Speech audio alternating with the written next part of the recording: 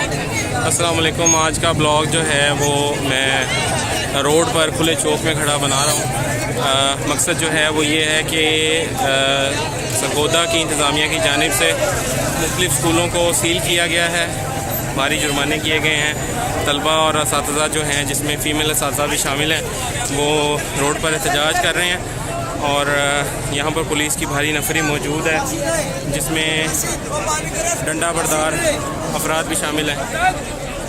ये आप देख सकते हैं।